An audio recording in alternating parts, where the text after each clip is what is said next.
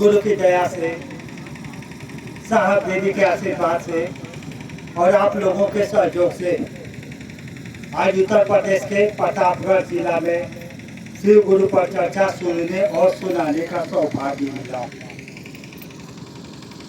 बातचीत से तो पता चल ही गया होगा कि जब हम लोग शिव के गुरु स्वरूप पर बात करने के लिए यहाँ इकट्ठा हुए हैं, आप भी आए हैं, हम भी आए हैं। यानी शिव को गुरु मान करके हम लोग सूत्र करते हैं। सबसे पहले तो एक बात जानना चाहिए हमको आपको कि शिव को गुरु बनाने के लिए साहब शुरू क्यों किए। साहब के मन में शुरू से सुनिएगा, कौन से सुनिएगा, तब बात समझ में आएगी। आपका भी आना सवालत होगा, मेरा भी आना सवालत होगा कि साहब के मन में क्या आया कि हमको आपको कहना शुरू किए कि ये भैया, ये दीदी, आप भी उसी महादेव को गुरु बनाइए जिस महादेव को हम लोग देवता के रूप में, भगवान के रूप में, ईश्वर के रूप में पूजा करते हैं। आप भी उसी महादेव को गुरु बनाइए। साहब के मन में आखिर क्या ख्याल आया कि हमको आपको कहना शुरू किए कि आप उसी महादेव को, जिस महादेव को देवता के रूप में, भगवान के रूप में, ईश्वर के रूप में पूजा करते हैं, उसी महादेव के साथ एक और रिश्ता बना गुरु और शिष्य के। हम सबको मालूम है, सब लोग पुराने गुरु भाई बहन हैं। साहब नवंबर 1974 में महादेव को गुरु बनाए। साहब जिस समय महादेव को गुरु बनाए, साहब जानते भी नहीं थे कि महादेव गुरु का काम किया है, किताब कह रहा है, ऋषि मनीषी कह रहा है, कुछ नहीं जानते थे। अनजान में शिव को गुरु बनाए। एक साहब के मन में ख्याल आया 1974 के नवंबर महीना में आरा के गांगी श्मशान में साहब के मन में वो ख्याल आया 2 बजे रात में। गौर से सुनिएगा तब पता चलेगा।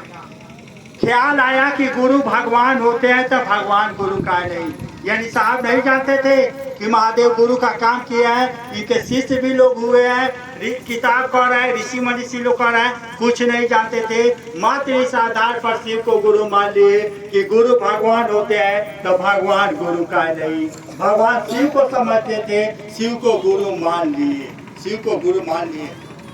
लेकिन शिव को गुरु माने तो माने, हमारे आपके जैसा नहीं। जब महादेव को साहब गुरु बनाए नवंबर 1974 में 3 गो कसम खाए। पहला कसम खाए कि आज से किसी शरीरधारी आदमी को गुरु नहीं बनाएंगे। दूसरा कसम खाए कि शिव भी शरीर ढा के आएंगे तब हम उनको गुरु नहीं बनाएंगे, क्या कि शिव के रूप में प्रेत 2 साल तक साहब को उल्लू बनाया। तीसरा कसम खाए कि आज तक जो पूजा पाठ क्रिया साधना तंत्र मंत्र जो कुछ भी मैं करता था और मैं कुछ नहीं करूंगा, मेरा गुरु जो कहेगा वही मैं करूंगा, चाहे आबाद रहूं चाहे बर्बाद रहूं। समझने का प्रयास कीजिएगा आप लोग। और साहब ऐसे सब कुछ छोड़ करके इंतजार करने लगे कि अब मेरे गुरु कुछ कहेंगे, अब मेरे गुरु कुछ कहेंगे, और गुरु जी कुछ नहीं कह रहे हैं करने के लिए। और एक बात जान लीजिए, धरती के महादेव को गुरु मानने से पहले साहब 13-14 को गुरु किए थे, मात्र चमत्कार सीखने के लिए। महादेव का चेला बनने, चेली बनने के लिए नहीं गए थे, और गुरु बनाने के लिए मात्र चमत्कार सीखने के लिए महादेव के गुरु माने थे। और 13-14 को गुरु किए थे चमत्कार सीखने के लिए, लेकिन कोई भी गुरु चमत्कार नहीं सिखा सका, कोई गुरु चमत्कार नहीं। अंत में हार के महादेव को गुरु बनाए, जो हम अभी बताएं आपको। और साहब गुरु के आदेश का इंतजार करने लगे। और खेला देखिए, खेला देखिए, साहब का एक तरफ मन कह रहा है कि जब गुरु भगवान होते हैं तो भगवान गुरु का नहीं, भगवान शिव को समझते थे, शिव को गुरु मानिए। दूसरा का तरफ साहब का मन कह रहा है ये तो शरीर में हो ही नहीं है, सिखाएंगे कैसे, बताएंगे कैसे। क्या कि साहब शरीरी गुरु लोग के संगत में रहे हैं तो उनको पता है कि किसी भी गुरु के पास जाइएगा तो गुरु कुछ करने के लिए कहेंगे, कुछ बताएंगे। ये तो शरीर में हो ही नहीं है, सिखाएंगे कैसे, बताएंगे कैसे। इसके बावजूद साहब मान लिए तो मान लिए, जो होगा सो देखा जाएगा। इस बात पर खड़े हो गए, इस बात पर खड़े हो गए। महादेव कुछ करने के लिए नहीं कर रहे हैं, चमत्कार होने लगा। देख लीजिए, धरती के गुरु लोगों में हम महादेव के गुरु में, धरती के गुरु लोग के कहने से कह रहे थे तो वो चमत्कार नहीं हो रहा था। यहाँ बिना कुछ किए चमत्कार होने लगा। यानी जो साहब के मुंह से निकल जाता था, जहिया का बीमारी ठीक हो जाएगा, जहिया को बेटा हो जाएगा, जहिया को नौकरी हो जाएगा, जहिया का समस्या ठीक हो जाएगा, यानी जो मुंह से निकल जाता था सो होने लगा, अपने आप होने लगता था, कहना कुछ नहीं पड़ता था, यानी जो सोचते से होने लगता था। एक दिन की घटना घटी। साहब को जो प्रेत 2 साल तक ले उल्लू बनाया, वो प्रेत आकर के प्रणाम कर रहा है और कह रहा है कि मेरे लायक कोई आदेश हो तो बोलिएगा।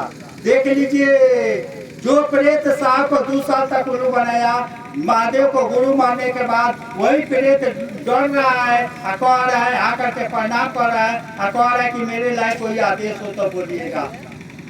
साहब कह रहे कि कुछ दिन गाड़ी और आगे गई, देवी देवता लोग आ करके प्रणाम करने लगे और बोलने लगे कि मेरे लायक कोई आदेश हो तो बोलिएगा। तो अब साहब का दिमाग खटक रहा है कि आखिर ऐसा हो क्यों रहा है। पहले तो हम कर रहे थे तो नहीं हो रहा था, और तो कुछ नहीं कर रहे हैं तो अब सब लोग आ करके प्रणाम कर रहे हैं, आदेश पूछ रहा है, और जो मुंह से निकल जा रहा है सो हो रहा है। आखिर ऐसा हो क्यों रहा है। तब साहब को याद पड़ा कि हम महादेव को गुरु मान लिए हैं, इसीलिए ऐसा हो रहा है। खाली साहब महादेव को गुरु मान लिए थे, सब कुछ खेला शुरू हो गया था। काहे हुआ, इस पर ध्यान दिएगा, इस पर थोड़ा सा गौर किया जाएगा, बात समझ में आ जाएगा। गुरु की माता हम आप क्या बताएंगे। ऐसा कोई किताब नहीं है, ऐसा कोई ऋषि मनीषी नहीं है, ऐसा कोई धर्म नहीं है जो गुरु की माता नहीं बता रहा है। चाहे हिंदू धर्म हो, सिख धर्म हो, इस्लाम धर्म हो, बौद्ध धर्म हो, जैन धर्म हो, कोई भी धर्म हो, गुरु और शिष्य की माता चिल्ला चिल्ला करके कह रहा है। हमारे आपके यहाँ भी लोग कहता है कि बिना गुरु के पूजा पाठ जप तप दान पुण्य का कोई माने मतलब नहीं है। देहात में तो यहाँ तक कहा जाता है कि बिना गुरु के तो हम लोग अपनी बहन बेटी का कन्यादान भी नहीं देते हैं। इस तरह के गुरु की माता बता रहा है। हमारा यहाँ का किताब तो यहाँ तक बता रहा है कि भगवान राम को भी गुरु बनाने की जरूरत पड़ी। भगवान राम के गुरु थे विश्वामित्र, विश्वामित्र के गुरु महादेव।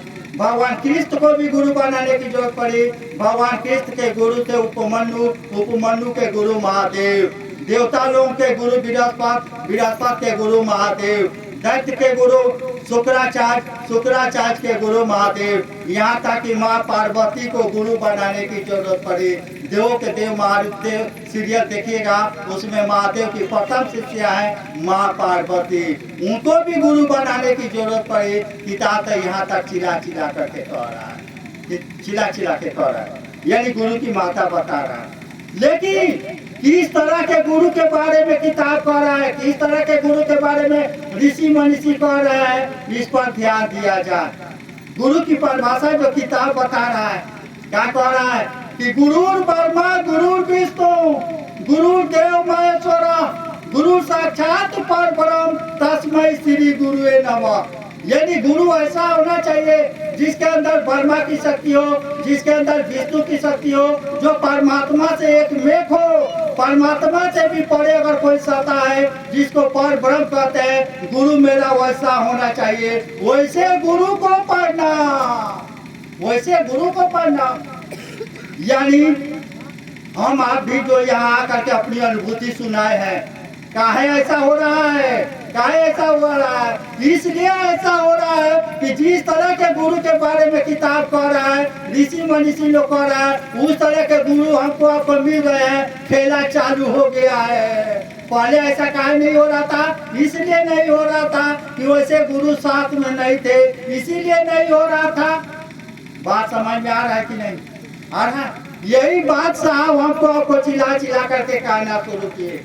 यही बात कीजिए, जिस तरह के बारे में गुरु, जिस तरह के गुरु के बारे में किताब कह रहा है, ऋषि मनीषी कह रहा है, गांव जवान के लोग कह रहा है, उस तरह के गुरु लोग अब धरती पर नहीं है। पहले लोग थे रामकृष्ण परमहंस, जिनके चेला विवेकानंद। कहा जाता है कि रामकृष्ण परमहंस को माँ काली आकर के अपने हाथ से खिलाती थी और उनको सुलाती थी। तब तो विवेकानंद जैसा चेला पैदा किए। मछेंद्रनाथ जिनके चेला गोरखनाथ, अभी दीदी उनकी कहानी सुनाई। रैदास जिनके चेला थे मीरा के गुरु थे रैदास। रैदास के बारे में कहा जाता है कि मन चांगा तो कठौती में गंगा।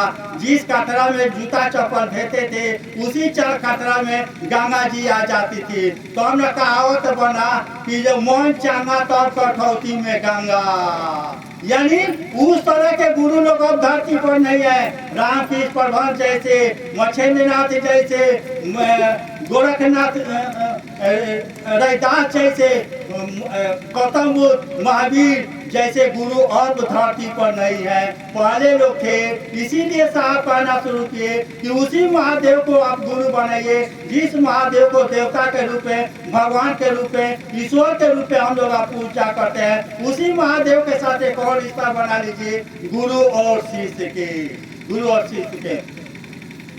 साहब भी नहीं, किताब भी चिल्ला चिल्ला के कह रहा है कि महादेव सबसे बड़े गुरु है, आदि गुरु है, गुरुओं के गुरु है, गुराधिपति है, इनके शिष्य भी लोग रहे हैं। किताब चिल्ला चिल्ला करके कह रहा है। लोग भी कह रहे हैं कि हम महादेव के चेला हैं। रविन्द्रनाथ टैगोर बंगाल के कह रहे हैं कि हम ही नटराज के चेला, हम नटराज के चेला हैं। लेकिन किताब भी नहीं बताया कि हमारे आपके जैसे लोग महादेव के चेला कैसे बनेंगे।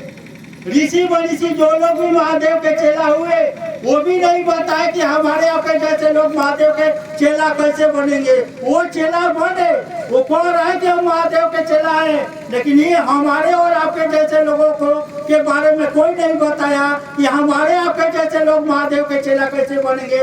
यही बात साहब हरिनारायण बताना शुरू किए कि हम आप भी महादेव के चेला बन सकते हैं, हम आप भी महादेव को अपना गुरु बना सकते हैं। महादेव नहीं कहेंगे कि हम तुमको चेला नहीं बनाएंगे, तुम चोर हो, तुम साधु हो, तुम हत्यारा हो, तुम बलात्कारी हो, तुम निमन हो, तुम खराब हो।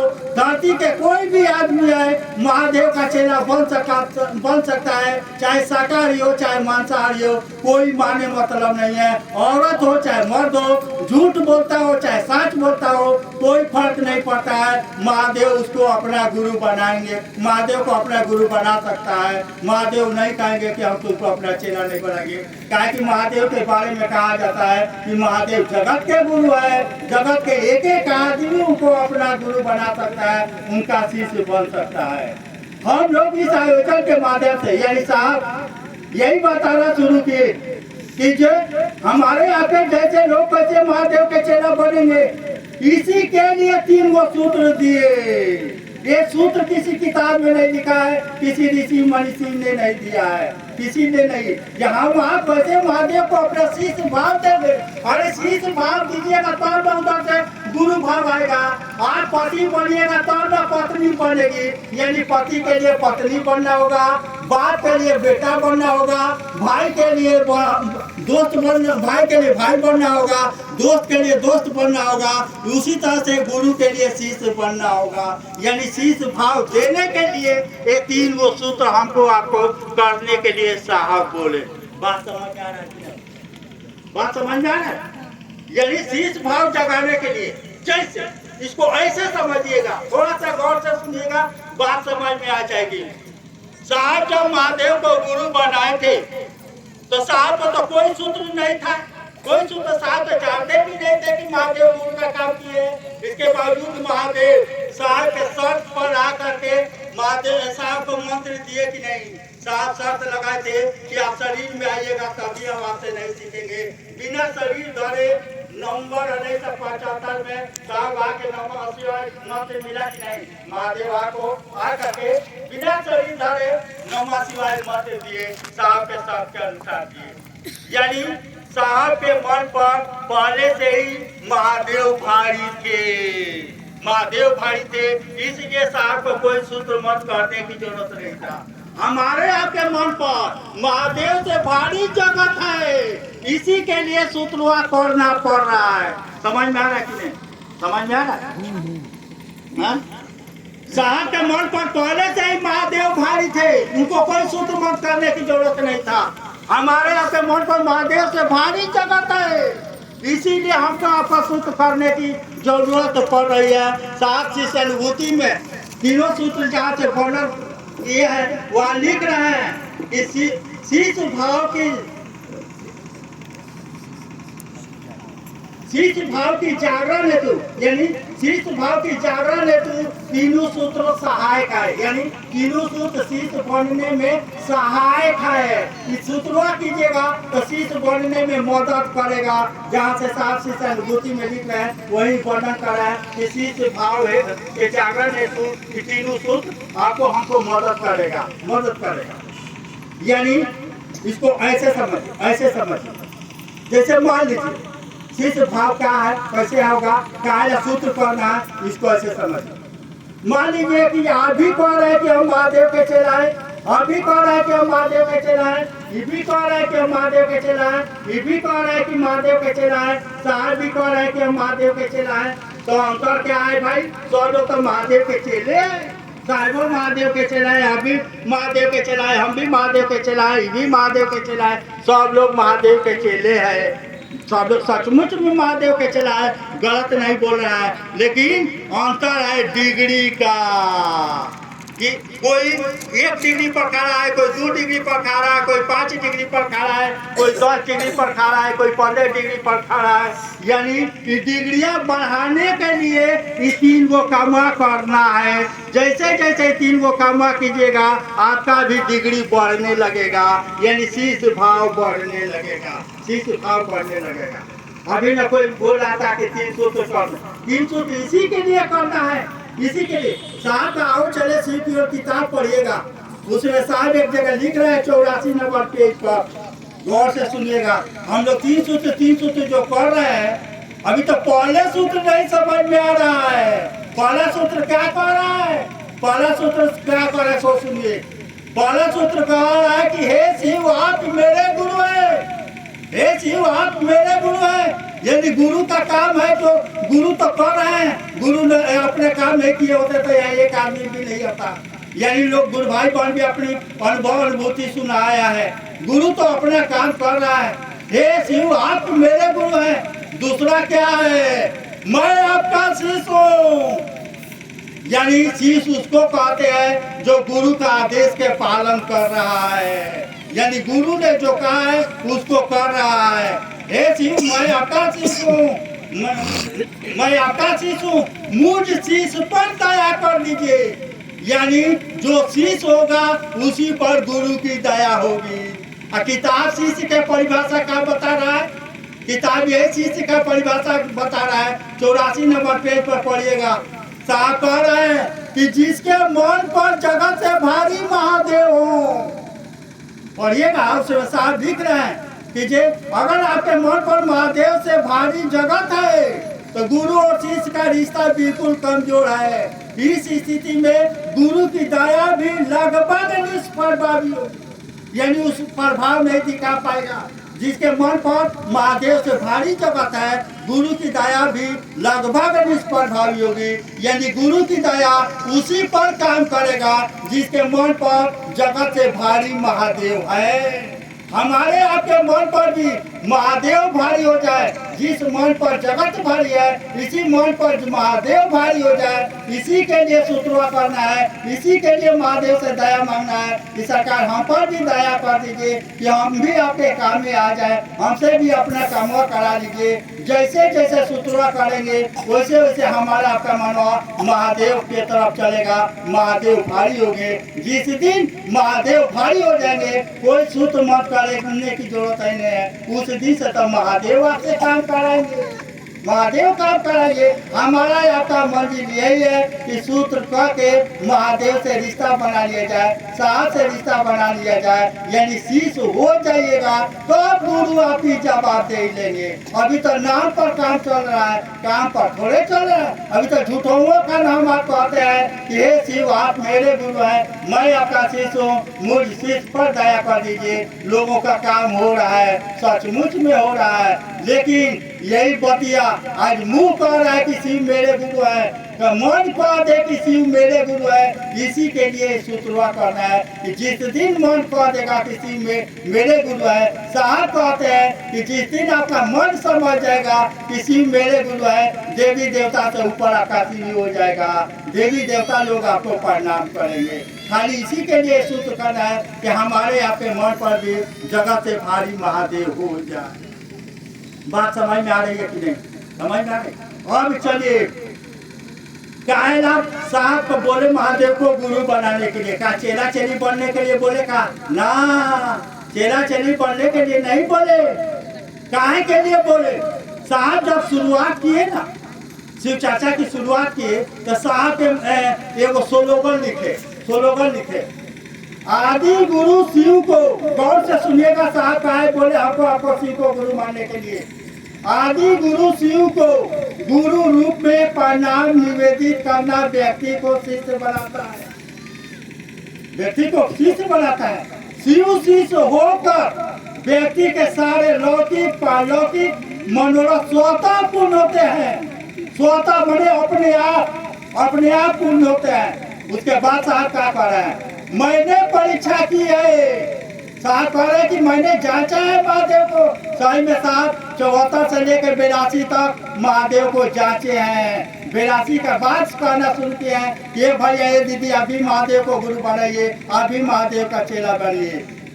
8 साल तक साहब महादेव को जांचे हैं। साथ ही अनुभूति में लिख रहा है कि आदमी जब दूध से मुंह जलता है तो माथा भी लोग फूक फूक के पीता है। धरती के गुरु लोग इतना न धोखा दिया था कि महादेवों पर भरोसा नहीं हो रहा था। 8 साल लग गया साहब को महादेव को जांचने में। वही साहब कह रहे हैं कि मैंने जांचा है। उसके बाद कह रहे हैं कि आप मेरे बात पर भरोसा मत कीजिए, अभी जांच लीजिए, इसके लिए मैं आपसे प्रार्थना कर रहा हूँ। यानी मैं आदि गुरु शिव को गुरु रूप में प्रणाम निवेदित करना व्यक्ति को शिष्य बनाता है। शिव शिष्य होकर व्यक्ति के सारे लौकिक पारलौकिक मनोरथ स्वतः पूर्ण होते हैं। मैंने परीक्षा की है, साथ कह रहे हैं कि मैंने परीक्षा की है, आपकी परीक्षा प्रार्थनीय है, आप भी परीक्षा लीजिए, आप भी जांचिए, इसके लिए मैं आपसे प्रार्थना कर रहा हूँ, निहोरा कर रहा हूँ। ये बात हम लोग भी कहने के लिए यहाँ आए। बात समझ में आ रही है कि नहीं? और बात कहिएगा कि महादेव तो दिखते नहीं है, महादेव तो शरीर में है नहीं, इनको हम लोग जांचे में कैसे, परीक्षे में कैसे? खूब आसानी से जांच सकते हैं, खूब आराम से परीक्षा ले सकते हैं। कैसे लेंगे? सो देखिए, कोई भी गुरु होगा दो काम करेगा। पहला काम करेगा कि गुरु अपने शिष्य की पल पल की जवाबदेही लेंगे। यानी शिष्य के भोजन बन रहा है कि नहीं, शिष्य के बाल बच्चा स्कूल जा रहा है कि नहीं, शिष्य के रहने के लिए घर है कि नहीं, शिष्य के बाल बच्चा के बियाह शादी पढ़ाई लिखाई बड़ बीमारी सब चीज की जवाबदेही गुरु को लेना पड़ता है। सब चीज की जवाबदेही गुरु लेंगे। दूसरा काम करेंगे गुरु अपने शिष्य के मन में परमात्मा के प्रति श्रद्धा जगाएंगे, विश्वास जगाएंगे, प्रेम जगाएंगे, समर्पण जगाएंगे। यही अंतर है परमात्मा शिव में और गुरु शिव में। परमात्मा शिव के लिए श्रद्धा चाहिए, विश्वास चाहिए, प्रेम चाहिए, समर्पण चाहिए। लेकिन जब उसी महादेव को गुरु बनाइएगा, कोई श्रद्धा कोई विश्वास की जरूरत नहीं है, कोई प्रेम समर्पण की जरूरत नहीं है। जिस स्थिति में है उस स्थिति में आप महादेव को गुरु मान सकते हैं। श्रद्धा विश्वास प्रेम समर्पण जगाने का काम गुरु करते हैं। जैसे हम लोग भी जिस समय स्कूल में पढ़ने जाते थे तो रास्ता भर मनाते जाते थे कि स्कूल बंद हो जाता तो बड़ा अच्छा लगता। स्कूल जिस समय हम लोग पढ़ते थे तो एक ही मास्टर साहब थे पढ़ाने वाले। तो हम लोग जब जाते थे स्कूल में पढ़ने के लिए तो मालूम होता है कि आज स्कूल बंद रहेगा। काहे बंद रहेगा भाई? आज मार साहब बीमार है इसीलिए आज स्कूल बंद रहेगा। हम लोग खुशी के मारे चिल्ला के कहते थे, हे भगवान मार साहब के बिहानो बीमार डाल दिया। यानी कोई साहब तो किताब में भी लिख रहे हैं, शिष्य अनुभूति में लिख रहे हैं कि जिस समय मैंने शिव को गुरु माना और श्रद्धा और विश्वास के दायरे में शिव को गुरु माना, कोई श्रद्धा समर्पण नहीं था बल्कि नफरत कूट का भरा हुआ था। इसके बावजूद महादेव जवाबदेही लिए कि नहीं? महादेव जवाबदेही लिए ना। यही अंतर है परमात्मा शिव में, गुरु शिव में। परमात्मा शिव के लिए श्रद्धा, विश्वास, प्रेम, समर्पण की जरूरत है। उसी महादेव को जब गुरु बनाइएगा, कोई श्रद्धा विश्वास की जरूरत नहीं है, कोई प्रेम समर्पण की जरूरत नहीं है। महादेव सुनेंगे, सुन रहे हैं, आज लाखों नहीं करोड़ों गुरु भाई बहन इस बात की अनुभूति सुना रहे हैं। हम लोग क्या कहने आए हैं? हम लोग यही कहने आए हैं, उस महादेव से और रिश्ता मजबूत किया जाए, और रिश्ता मजबूत किया जाए। रिश्ता मजबूत करने का माने क्या हुआ, ऐसे समझिए। रिश्ता मजबूत के माने, जैसे मान लीजिए कि हम यहाँ आए हुए हैं, बिहार से चल के यहाँ आए हुए हैं, और झूठो बोले, हकीकत नहीं, झूठ बोलते कि मेरा पैसा रास्ता में छीना गया है, हमको यहाँ से सिवान जाना है, आप लोग हमको 10-10 रुपया दे दीजिए। लगभग सब लोग 10-10 रुपया दे ये देगा ना, नहीं मन होगा तो 10-10 रुपया तो दे देगा ना। लेकिन इसी जगह पर हम कहे कि हमको 100-100 रुपया दीजिए तो एक आदमी नहीं मिलेगा। बात समझ में आ रहा है कि नहीं? यही खेलवा महादेव के साथ भी है, महादेव के साथ भी। यानी छोट मोट काम तो महादेव के नाम पर हो जा रहा है, लेकिन बड़ काम के लिए रिश्ता बनाना होगा, और रिश्ता बनाने के लिए यही 3 गो काम करना है। जैसे जैसे रिश्ता बनेगा वैसे वैसे हमारा आपका लेन देन भी बढ़ेगा, बड़ा से बड़ा काम होगा। बात समझ में आए? रिश्ता का माने क्या होता है इसको समझिए, काहेला सूत्र करना है, काहेला रिश्ता बनाना है, इसको भी समझ लीजिए, इसको भी समझ लीजिए। साहब एक जगह किताब में लिख रहे हैं कि दुख की घड़ी में गुरु की दया तेजी से आता है। 2 आदमी के साथ होता है, पहला जिसको महादेव अच्छा लगते हैं, दूसरा का जो आदमिया महादेव को अच्छा लगता है। खेला यही पर है भाई मेरे, समझ लीजिएगा तो बेड़ा पार हो जाएगा। यानी जिसको महादेव अच्छा लगता है, दुख की घड़ी में गुरु की दया तेजी से आता है। 2 आदमी के साथ होता है, जिसको महादेव अच्छा लगते हैं या जो आदमी महादेव को अच्छा लगता है। सुनने में दोनों एक जैसा है, लेकिन एक है नहीं, जमीन आसमान का अंतर है, जमीन आसमान का अंतर है। आज महादेव हमको अच्छा लग रहे हैं, कल अच्छा लगेंगे कि नहीं लगेंगे इसकी कोई गारंटी नहीं है, कोई गारंटी नहीं है। आज महादेव दे रहे हैं तो खूब अच्छा लग रहा है, खूब अच्छा लग रहा है, और कल नहीं दे तो हम लोग देखते हैं देहात में, मान लीजिए कि किसी को आप 100 बार मदद किए, खूब बढ़िया है, खूब बढ़िया है, एक बार नहीं कीजिए तो उससे खराब कोई नहीं है। साहब का वो चर्चा सुनिएगा, साहब कह रहे हैं कि गलती से एक आदमी को मेरे यहाँ चाय नहीं मिला, गलती से। जैसे मान लीजिए कि साहब के यहाँ 30-35 आदमी बैठा था और चाय चला सबके लिए, एक आदमी को गलती से चाय नहीं मिला, उसी दिन से शिष्यता छोड़ दिया, साहब की आना जाना छोड़ दिया, कंगन खोल के रख दीजिए मात्र एक कप चाय के लिए। ये आदमी का स्वभाव है। आज महादेव अच्छा लग रहा है, कल अच्छा लगेंगे कि नहीं लगेंगे इसकी कोई गारंटी नहीं है। महादेव तो इतना कमजोर गुरु है, इतना कमजोर गुरु है कि हमारे आपके जीवन में अगर कोई हल्का भी थपेड़ा आता है ना,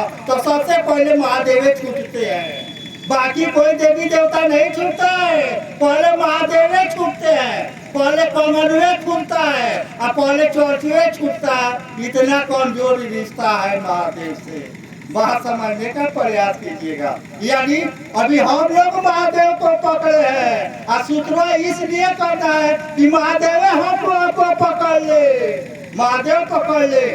यही बात कर रहे हैं, आज महादेव हमको अच्छा लग रहा है, कल अच्छा लगेगा कि नहीं कोई गारंटी नहीं है। लेकिन चले के हम लोग ऐसा काम करें कि महादेव तो हमसे प्यार करने लगे, महादेव हमको पकड़ ले, महादेव पकड़ ले। किसको पकड़ेंगे ये भी सुन लीजिए। और पैसा का लेन देन की बात कर रहे हैं ना भाई साहब, एक बात याद रख लीजिएगा, 87 जन्म आप चर्चा करते रह जाइएगा। अगर आपका रिश्ता साहब से नहीं बना, अगर आपका काम साहब को अच्छा नहीं लगा, इस जन्म में नहीं 87 जन्म में आप महादेव का चेला नहीं बन सकते हैं, न जो चेला बन सकते हैं न बना सकते हैं। मात्र हमको आपको इस काम को इसी के लिए करना है कि हम भी साहब को अच्छा लग जाए। साहब तो हमको अच्छा लगते हैं, महादेव भी हमको अच्छा लगता है कि हम लोग भी इस सूत्र को ऐसा करे, इस तरह से करे कि हम भी साहब को अच्छा लग जाए, हम भी महादेव को अच्छा लग जाए। जो आदमी साहब को अच्छा लगेगा, जो आदमी महादेव को अच्छा लगेगा, वही शुद्ध कर सकता है, वही महादेव का चेला बन सकता है, वही महादेव का चेला बना सकता है। बाकी किसी को ताकत नहीं है कि महादेव का चेला बना दे और बन जाए। यानी सूत्र हमको अभी न दीदी गोरखनाथ और मछलीनाथ की कहानी सुनाई। अरे गुरु के आदेश का पालन करने के लिए गोरखनाथ तो अपना आंख निकालने के लिए तैयार। हम लोग कैसा कर्म भागा है कि महादेव के आदेश के पालन करने के लिए खरीद रहे हैं, बेच रहे हैं। 10 रुपये दीजिए, 10 रुपये में, 20 रुपये में महादेव को बेच रहे हैं, खरीद रहे हैं। खरीदने वाला भी उतना ही दोषी है जितना बेचने वाला दोषी है।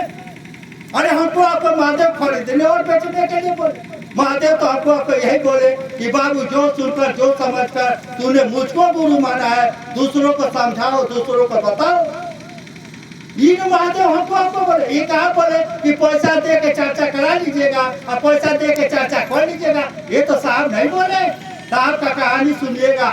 साहब डिप्टी कलेक्टर थे, तब वो 10 दिन तक ले साहब के यहाँ घी का आरती होता था। महादेव के यहाँ घी का आरती होता था। और जैसे जैसे पैसा घटता था तब घी से सरसों तेल पर आ जाता था ना। अब 10 तारीख से 20 तारीख तक ले अब सरसों तेल पर आरती हो रहा है। और 20 तारीख से 30 तारीख अगरबत्ती से आरती हो रहा था। कहाँ साहब गए किसी से ठगने के लिए? कहाँ गए गुरु भाई बहन को ठगने के लिए? जितना ही में है पैसा दिए है तो घी से आरती होगा, उससे कम हुआ तो तेल से हुआ, उससे भी नहीं हुआ तो अगरबत्ती से हुआ। लेकिन किसी गुरु भाई बहन को ठगने के लिए नहीं गए। जो भी साहब के यहाँ जाता था, उसको जो भी साहब के पास रहता था, साहब खिलाते थे। दीदी अपने हाथ से जूठा बर्तन धोती थी। हम लोग भी उसमें कहें ना, साहब के यहाँ जाते थे, देखे हैं दीदी अपने हाथ से जूठा बर्तन धोती थी। महादेव का काम करने वाले लोग किसी भी स्तर पर उतरते करेंगे। बात समझ में आ रही है कि नहीं? यानी हमको आपको ये 3 सूत्र जो हम आपको आ रहे हैं, 3 सूत्र क्या है?